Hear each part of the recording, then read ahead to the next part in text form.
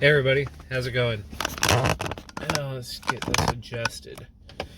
Okay, so I made a video yesterday about delivering prescriptions for Roadie, and I feel like I could do it better.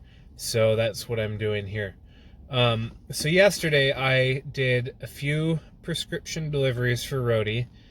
For those of you that don't know, Roadie is a gig-based delivery service where you deliver packages or prescriptions or basically anything, anywhere from a prescription to some plants.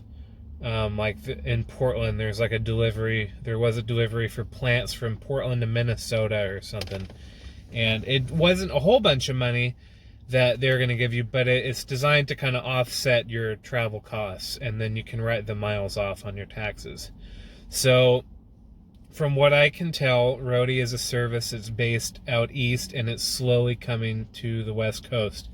So with that being said, most of the deliveries that are out here on the West Coast are either prescriptions, I think for Home Depot, and then Walmart. I saw a couple Walmarts. So all the ones that I have done so far, 100% are prescriptions. And I've noticed a couple things, and I want to share what I've noticed and to kind of help people that are delivering prescriptions, I guess. Roadie is not specifically for prescriptions. They provide the mechanisms for that, for delivering prescriptions. And, there's delivery instructions. You're supposed to take a picture of the prescription when you pick it up at the pharmacy. You're supposed to get a signature. But one of the things is when you pick up the prescription, and I was kind of surprised you can actually do this, you can pick up other people's prescriptions. So that with that comes the burden of responsibility for the person picking up the prescription to make sure the prescription goes to the correct place and to the correct person. So you are allowed to do multiple gigs at once, and so I have once or twice done a couple gigs where I've had multiple prescriptions.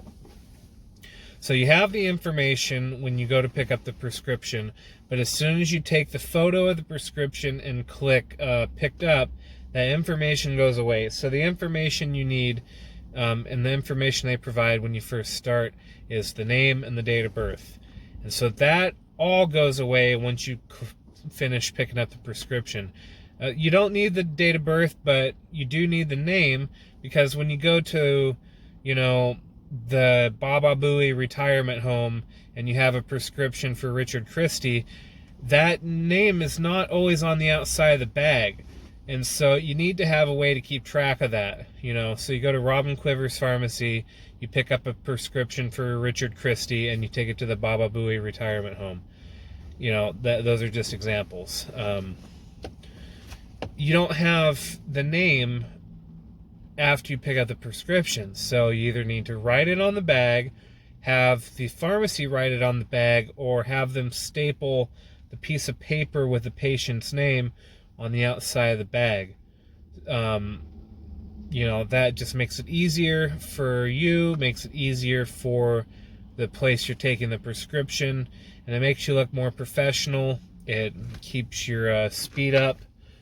The sooner you can get that done with, the sooner you can move on to the next gig. And it just makes you look better, I guess. And, the thing with these gig-based services is they are really easy to get into, and they're really easy to start making money. So I think there's an opportunity to be kind of lax about it since it's so easy.